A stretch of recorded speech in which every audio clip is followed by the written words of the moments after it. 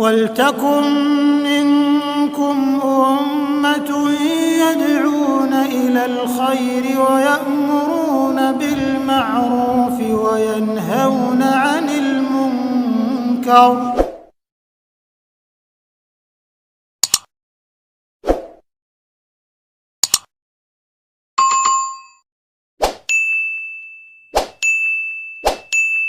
Maaf, berarti salah ya kalau ada tuduhan bahwa Ustadz Ikhwan ini pengen jadi imam itu salah ya Ustadz? Loh, salah. Atau jangan-jangan karena sakit hati pengen wayo nggak diterima? Loh, saya udah wayo. Alhamdulillah. Berarti pengen nambah lagi nggak diterima? Enggak Ustadz ya? Enggak. Jadi memang benar-benar ingin mencari atau mendapatkan hidayah dari Allah memang yang jadi kalau misalnya ambil resiko itu kalau orang jenengan berpikir resiko saya itu paling berat dan paling banyak, hanya gini, saya harus menyelamatkan 2 istri saya, sedangkan nun sewu walhamdulillah ini surat syukur. Kawan-kawan yang cerita 1 istri aja, yang laki-laki hijrah, yang perempuan akhirnya kan banyak gitu. Saya harus mengambil resiko 2 istri saya bagaimana bisa ikut. Lalu saya harus meninggalkan pekerjaan saya.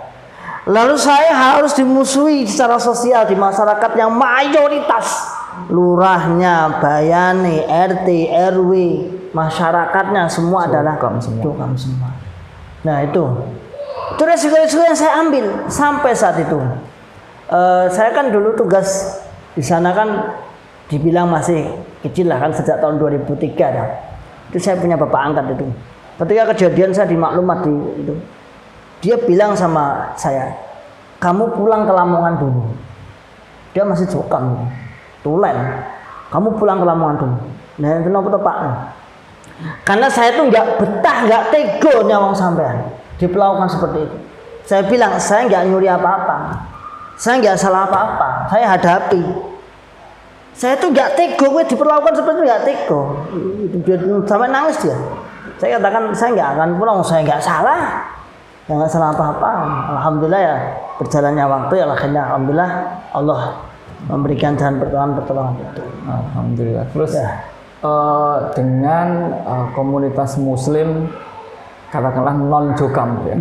Ini kemudian bagaimana penerimaan mereka? Apakah mereka Anda itu kan mantan gitu. Nanti ada niat apa-apa gitu. Atau seperti apa Ustaz dalam ternyata ketika kita sudah keluar itu mereka itu lebih ikhlas dalam ukhuwahnya. Sedangkan kita yang menjalin ukhuwah dengan jokam dulu berpuluh-puluh tahun aja, ketika dia tidak tahu masalah apa-apa, ketika diperintah untuk membenci langsung dia membenci. Kaum muslimin itu fair menilainya. Dia menerima kami, saya dan keluarga itu luar biasa sekali. Luar biasa sekali. Sampai kemarin kejadian yang ada di Solo itu tanggal 6 November itu, rumah saya dijaga seminggu. Tapi apa ya, perhatian luar biasa pasca tragedi 6/11 itu. Iya, 6/11 itu ada nggak usaha-usaha secara fisik yang dari mereka? Alhamdulillah nggak ada. Alhamdulillah. Karena saat itu kawan-kawan Israel pemuda-pemuda Muslim itu mendatangi bahasanya imam daerahnya. Ya bahasanya ditahdir lah, diberikan peringatan. Intinya kalau terjadi apa-apa di Ustadz Ikhwan maka tahunnya jenengan. Jadi mereka itu malah ukhuwahnya luar biasa. Dan sampai sekarang alhamdulillah dipakai dari berbagai masjid. Alhamdulillah. Jadi saya itu kalau jenengan ke rumah saya sehari itu minimal 2-3 masjid. Setiap malam, setiap pokoknya diminta untuk apa? Jadi khotib, kajian umum, kajian akhwat. Jadi jangan suudon saya terus-terusan membahas jokam. Jokam itu paling ditaruh saja. Atau kalau memang dia memang temanya untuk itu. Kalau enggak ya enggak, kita bahas kita banyak sekali kok. Alhamdulillah itu. Jadi mereka malah luar biasa. Ada yang bilang misalnya siapa itu Pak Ketum ya, kalau misalnya di luar jokam Murapayu Benar atau salah itu, Ustaz? Salah pol. Salah pol ya. Salah pol. Jadi karena salah pol. Kenapa? Karena basic seorang dai tetaplah dai. Masyarakat itu butuhnya yang mengajak kepada kebaikan. Dia tidak memilah-milah siapa Anda dari mana, itu tidak memilah.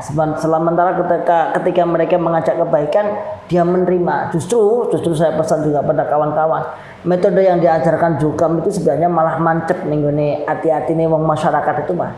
Cuman kita ganti materi aja. Kalau dulu kan materinya doktrin lah bahasanya. Kalau sekarang materinya yang ilmu secara luas lah. Itu malah metode mereka malah lebih diterima sebenarnya. Jadi kalau dikatakan nggak payu, kita nggak pernah menjual. Atau jangan-jangan dia sendiri yang nggak payu. Itu. Iya. Insya Allah malah tanggal 6 besok itu, tanggal 6 besok itu pagi saya kolaborasi dengan Bupati. Isi kajian. Insya Allah menurut informasi dijadwalkan besok tanggal 6 besok itu saya ngisi dengan Bupati Karanganyar. Tadi saya dulu kajian, lalu Pak Bupati datang baru dilanjutkan. Insya Allah. Jadi benar-benar keliru kalau dikatakan berparadigma itu deblek gitu. Wah, enggak, keliru banget itu jenis. Enggak ada deblek. Seandainya pun misalnya dikatakan deblek pun misalnya, itu kan mereka juga mendoktrin toh. Walaupun deblek enggak masalah, sepenting dalam kebenaran kan gitu toh dulu. Nah, kenapa kita sekarang dalam kebenaran mau deblek loh?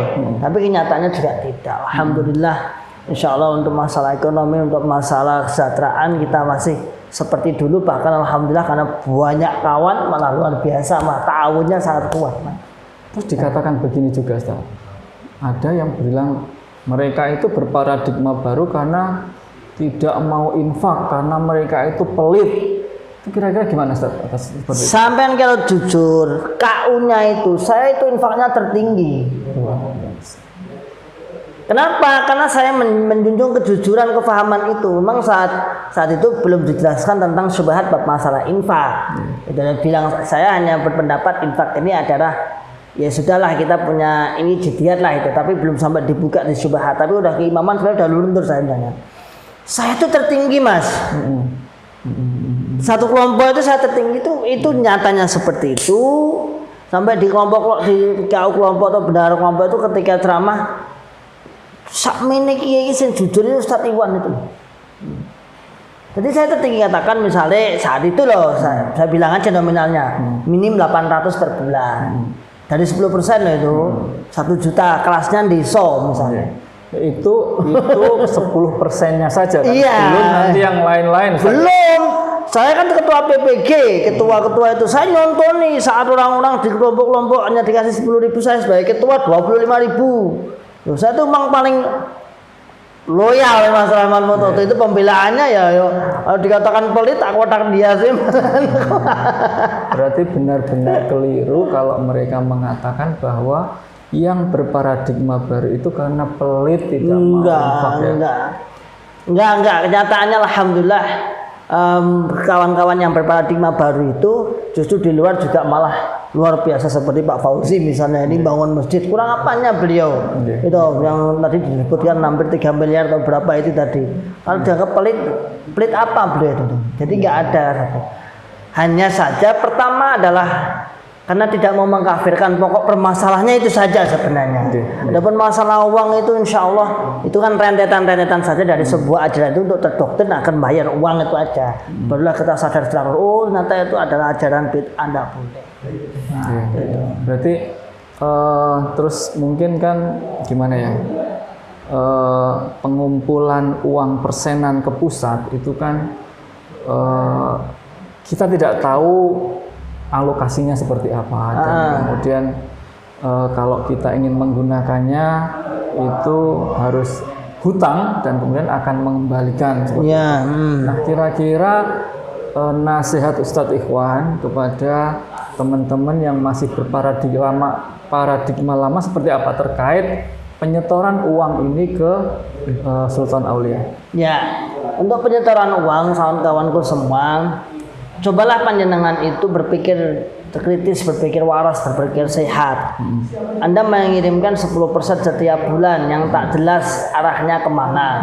Sedangkan yang di hadapan Anda saja, orang tua Anda saja yang jelas-jelas, apakah kita setiap bulan pernah mengasih 10% dari rezeki kita? Belum tentu.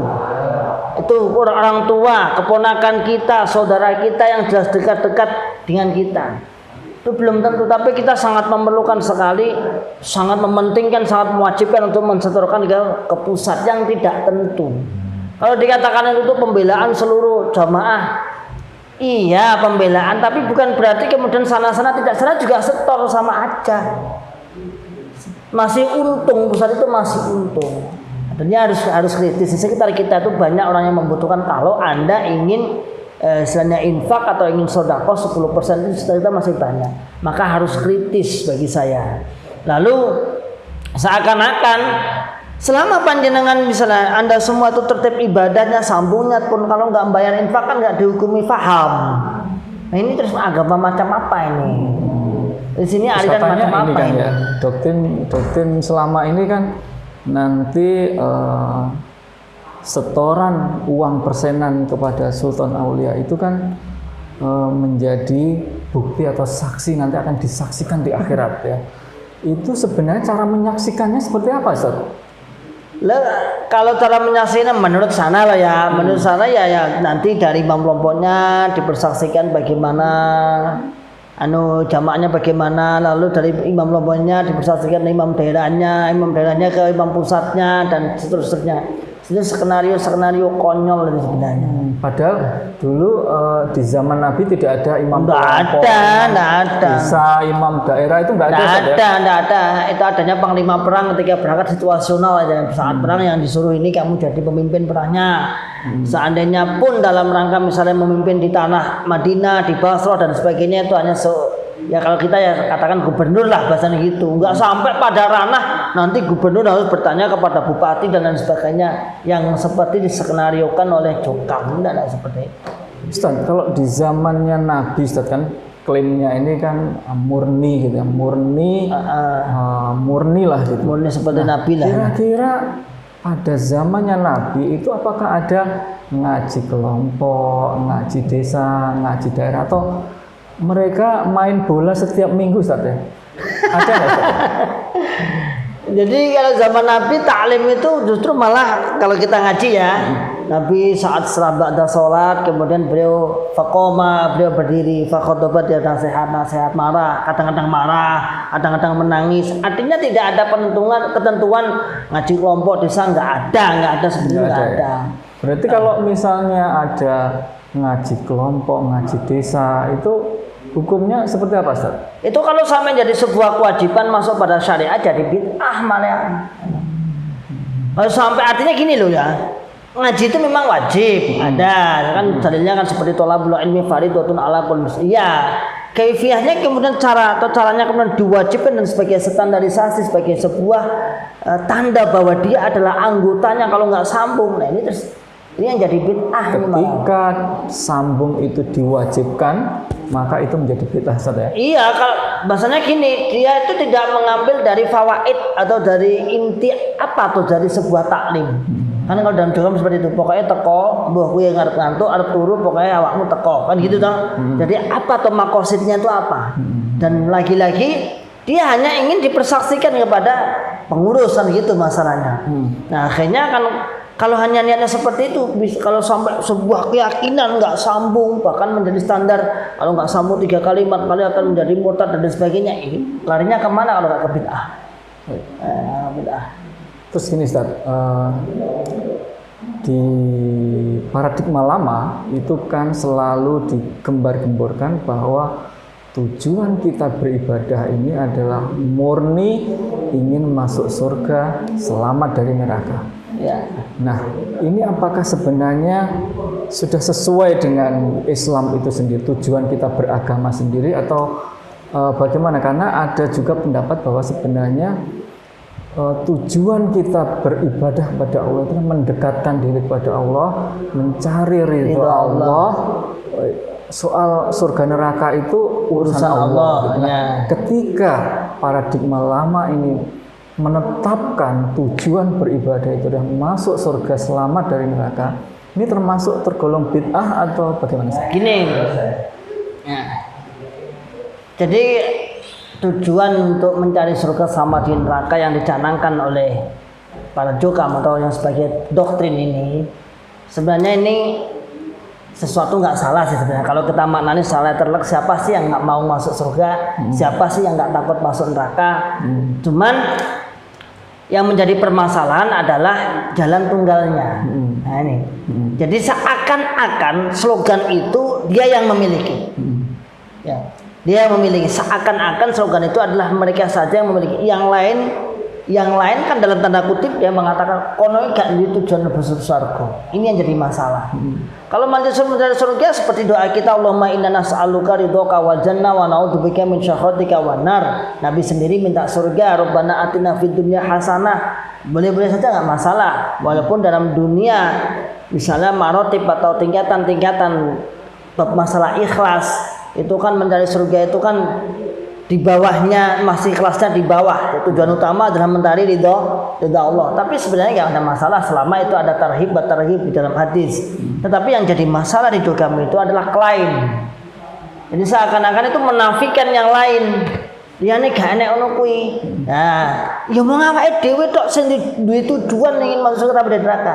Nah, itu yang narasi yang dibangun itulah yang membuat mereka terdoktrin. Jadi dia betah, dia tertarik di golongan ini.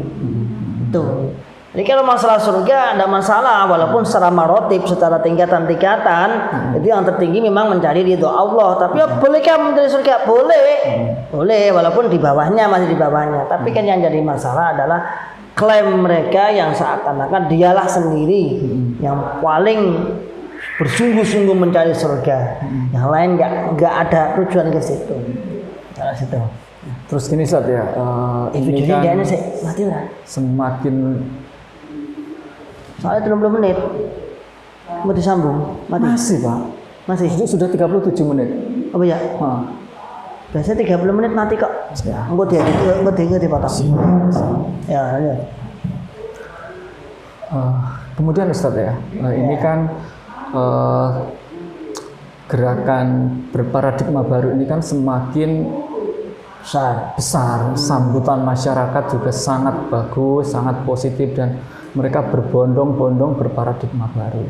Namun kemudian pertanyaannya adalah setelah berparadigma baru ini mau ngapain gitu ya?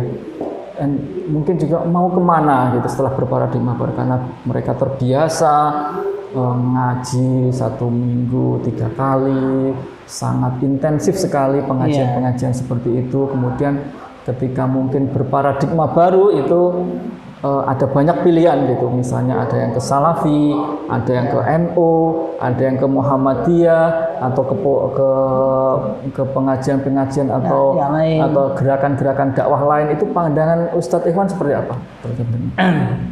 Jadi gini, setelah kita keluar, alhamdulillah sudah banyak yang berparadigma baru. Kita ngapain? Saran dan sekaligus pengalaman bagi saya. Kita mendekat kepada kaum muslimin terdekat di situ. Kita tidak membedakan antara apakah itu hijau, abang, biru, kuning. Kita tidak membedakan itu. Masuk dulu, bersihkan dulu sifat angkuh takabur kita dulu. Bersihkan dulu sifat mengkafirkan dan ta'assub semua. Dengan ngaji di situ, insya Allah nanti Anda akan terarah. Saya harus kemana? Artinya saya tidak mengklaim harus ke sini. Kenyataannya nggak bisa sudah. Kalau kita arahkan harus ke sini, nanti bedanya sama dulu apa? Berarti berparadigma baru itu tidak berganti tempurung kepada tempurung yang lain, enggak. Kamar, tapi betul-betul melepas tempurung itu. Iya, alhamdulillah. Ya seperti itu. Jadi kita bersihkan dulu, takhalli qabla tahalli. Bersihkan dulu hati kita dari sifat angkuh, sifat takabur, sifat yang lain-lain takfiri yang paling utama. Lalu jangan mendekat kepada kaum muslim yang terdekat itu. Apakah hijau, biru, kuning, insya Allah nanti Anda akan menemukan nanti saya cocoknya ilmunya ke sini. Tapi tetap pengalaman pahit yang kita alami saat itu jangan dipakai. Seperti itu bahasa saya. Syukran jazilan Ustadz Ikhwan atas kesempatannya, atas sharing-sharingnya. Semoga ini membawa kebaikan bagi kita semuanya. Demikian teman-teman Paradigma Baru, bincang-bincang kita dengan Ustadz Ikhwan, semoga membawa kebaikan bagi kita semuanya. Jangan lupa like dan subscribe Paradigma Baru. Assalamualaikum warahmatullahi wabarakatuh. وَلْتَكُنْ مِنْكُمْ أُمَّةٌ يَدْعُونَ إِلَى الْخَيْرِ وَيَأْمُرُونَ بِالْمَعْرُوفِ وَيَنْهَوْنَ عَنِ الْمُنْكَرِ